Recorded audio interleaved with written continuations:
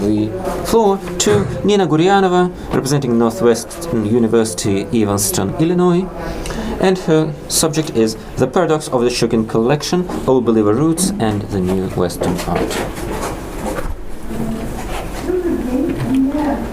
Good afternoon, everyone. I don't have any slides because my talk is very narrow in its subject, so I'm not going to give you any documentary photos, especially with the previous speakers having such interesting pictures, and I hope that you keep them in mind. I would like first of all thank the organizers of the conference, and especially Ilya Doronchenko for inviting me here and for this interesting set of issues. I will begin by asking a question which is rather common among scholars, as we've all seen here. What made Shchukin collect the most radical examples of contemporary Western art, often exposing himself to ridicule and reject from his contemporaries? How did it happen that it was him who was able to understand the importance of this art, unlike anyone in Russia and abroad? How did this descendant of the Russian old believers come to this impossible, all-encompassing openness, this feeling of beauty, this joy in experiencing an abstracted and transformed world with Matisse's colors and Picasso's forms, this world which is open in these larger-than-life Rousseau's and Marie Laurencins? I think that in a way the answer could be found in the great art historian, culture historian Likhachov, in his thought. He said, "Currently we dispose of a large, living and developing legacy of cultural fields. Some of these cultural phenomena still live in the contemporary age, such as the old faith in Russian Orthodoxy, and other parts live in museums, in preserved books, in architectural and urban monuments, not the same as new architecture. This legacy, if it is sustained and kept as legacy, can issue the freedom of creative choice." Shchukin's unique collection seems to me an act of creative choice for the collector. He was not an artist, but of course he had a talent which we would call a curator's talent today. And I didn't add this idea after Mr. Polyakov had his speech. I'm happy that we have the same understanding of this independently. Everybody mentions his gift for creating exhibitions, but there are not so many who think of his collection as a grand exhibitional experiment which continued being renewed for several years, being open to everybody. This was not just a simple textbook demonstration of everything new in contemporary art, as we see in many biennales today, unfortunately. No, it had its own concept. It was subject to the will of its curator. It was an exhibition of art which is not limited by the principle of lifelikeness. It's not reflections, it's visions and notions from the world of the spirit. The old believers in Russia had always believed in this tradition of making a contribution, paying a tribute to the community, to the people. And so Shchukin made his contribution by opening his collection to the public and making it a living factor in the formation of new national culture. And this omits the importance of this collection for the forming of the Russian, and not just Russian, avant-garde, the whole school of this, Russian and Soviet art and art studies. The influence of old believers' culture on the shaping of new aesthetic and national identity in the early 20th century was paradoxically evident in Shchukin's personality and collection. I don't believe it's a coincidence that the most fruitful and the most radical years of his collectorship were witnessing the golden age of the Russian Old Believers culture from 1905 to 1917. And it was also chronologically concurrent with the most intensive period in the development of the Russian avant-garde, especially the Larionov and Goncharova's neo-primitivism. Goncharova said this in 1911, I quote, "I believe that we are now experiencing the most responsible moment in the life of Russian art. The factors that define it are the powerful impact of the recent French art and a powerful surging interest in old Russian paintings." And Matisse said the same in his interview to the Utro Rossi, Russian morning newspaper, from the same period. I quote, "It is a truly popular art of the people. It's the source of artistic search. The Russians don't even know what riches they have. It's this brightness, it's this powerful feeling in this art. Your students here at home have much better examples of art than those abroad." The discovery of early Russian art and its living continuation in the folk culture of the Old Believer communities led to a reformatting of the aesthetic and ideological discourses of the Russian avant-garde and led them to break with the dominant Eurocentric tradition in order to find a new identity, to see the world through a different set of eyes. As Likhachov said later, the ancient Russia was living beside the mainstream culture, which in turn believed the old culture not to exist. Russia lived on in the Old Believers community with their own literature, their own architecture, applied art and painting. They had these folk woodprints, the luboks, the icons in churches, the folk toy that kept developing, and we can add to this the fabrics that the Shchukin and Morozov factories were producing with their folklore patterns. This emergence of the memory, re-emergence of the memory, led us to a renewed national self-identity, which aimed at wholeness and not being torn between the West and the East, between the orthodoxy, autocracy and nationality of the official dogma and these old pro-Western lamentations about Russia being always behind Europe. To my mind, it seems that these processes were due to the fact that the world of the Old Believers that had been censored since the 17th century, that was locked, as Muratov said, was now opening.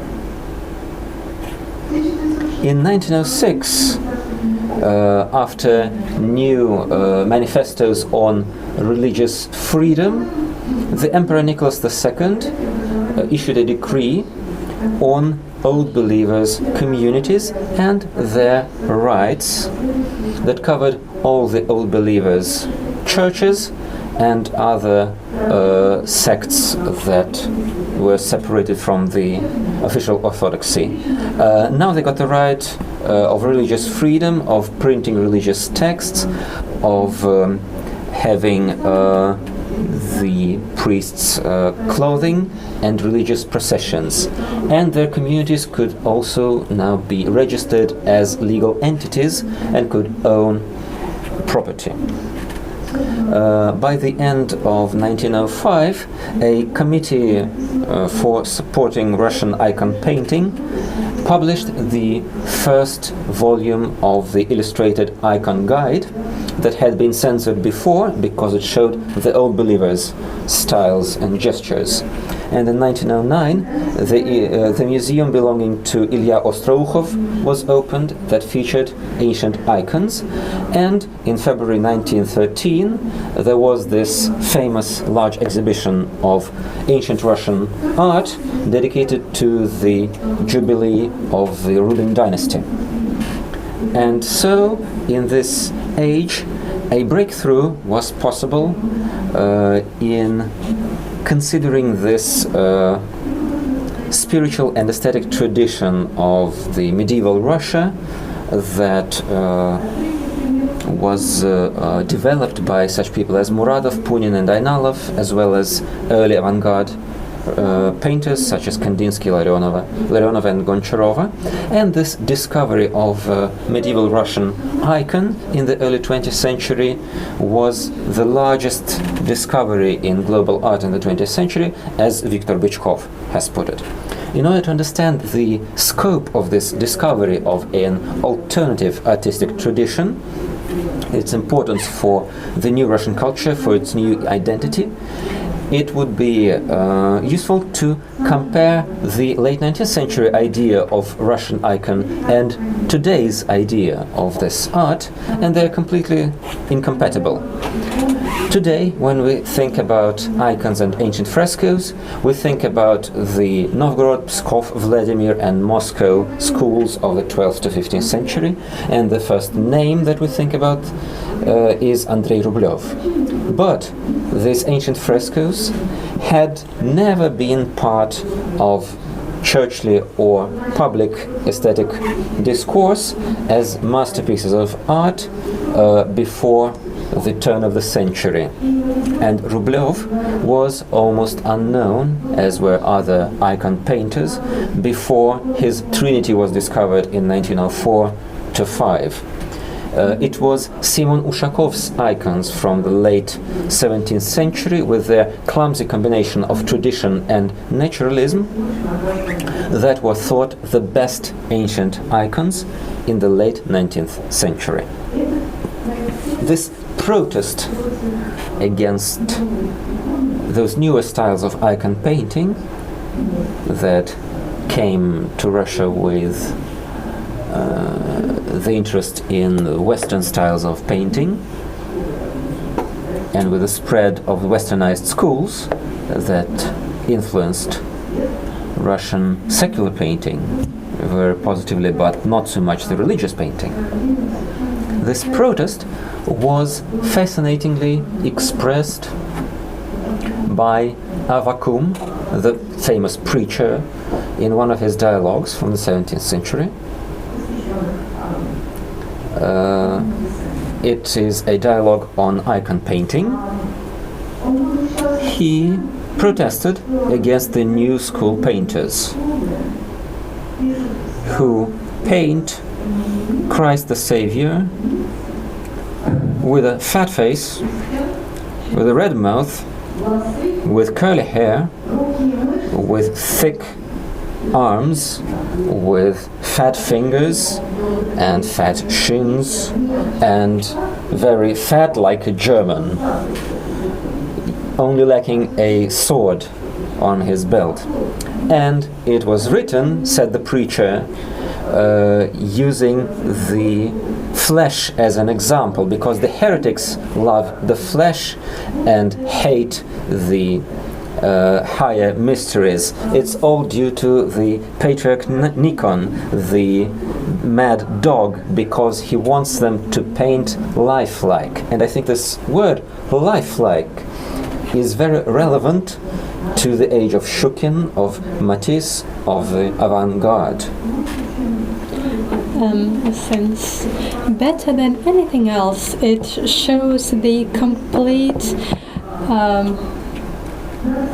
rejection of the mimesis by Avakum. And I should say that Semyon Ushakov, in his writings, he created the word icon painting.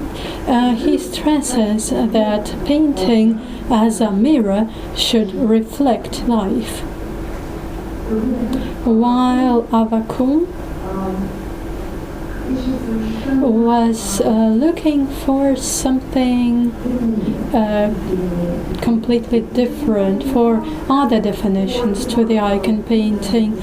And here we speak not just of his tendency to asceticism, his rejection of the fat fingers and hips and other bodily parts.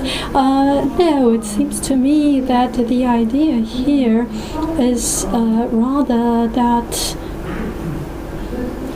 art of the icon is a symbolic art. It is an abstract art, and that's why it cannot be a mirror.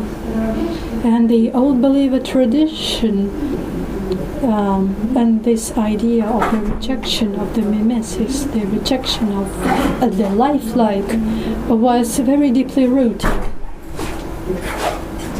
Since those days,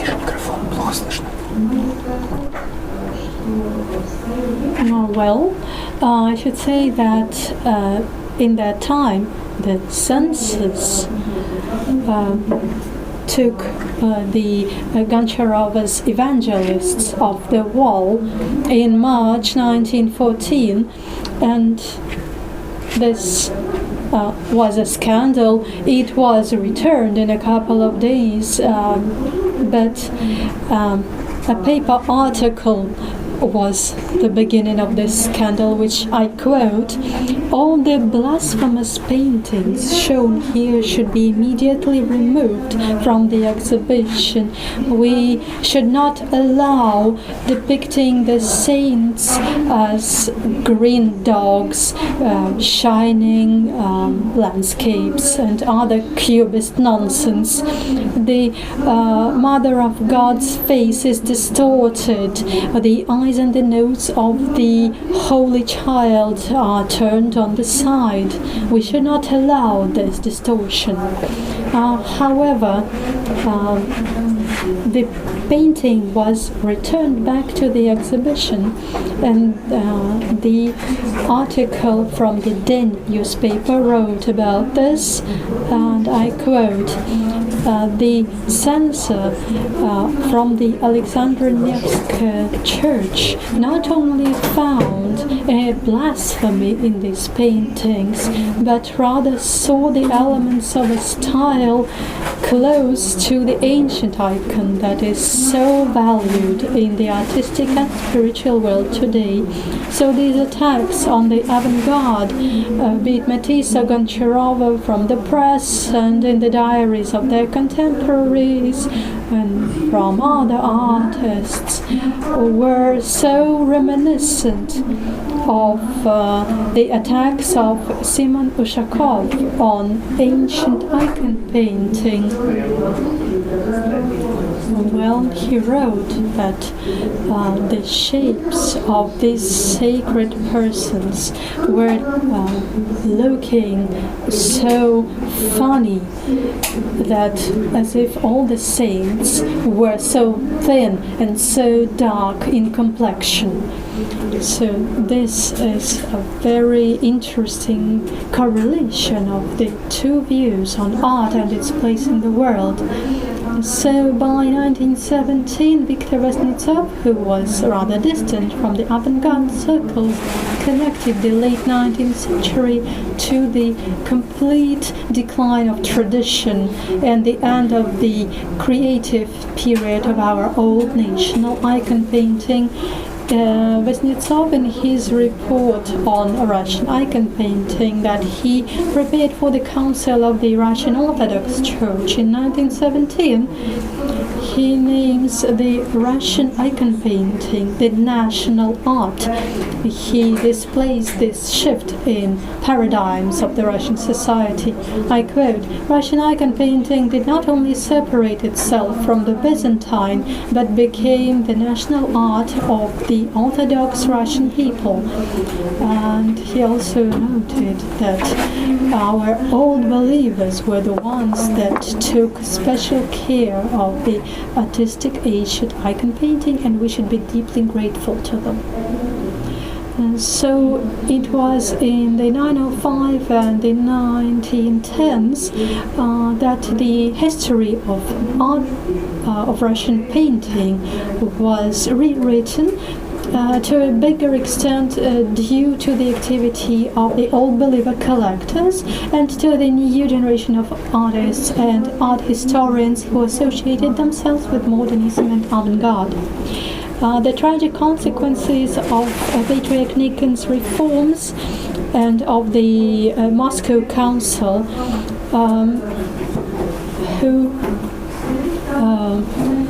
they led to the fact that starting from the 17th century, the religious division was deepened by the cultural division, according to Kirill Kozurin, the researcher of Old Believer culture. It seems to me that the foundations of Western modernist tradition start to merge together with a marginalized, autonomous people's cultural memory. And this was further strengthened by the division with the dogma of the Eurocentrism. But we should remember the backfiring influence that Bychkov mentions. Thanks to the new artists of the late 19th, early 20th century, starting with the Impressionists and ending by the early avant-gardists, who emphasized the artistic language of shape and form, the audience was prepared for this new type of art. And the icon painting resonated with the searches of the avant-gardists and many elements of its artistic language. It is probable that for Shchukin and Morozov, who were descendants of old believer families and grew and were raised on abstract ideals of the beauty of the ancient Russian spiritual tradition, who became the first collectors of Matisse and Picasso, saw a similarity of the French modernism in this, that rejected the naturalistic similarity to the physical world. The ancient Russian heritage was a revelation not just for the Russian painters.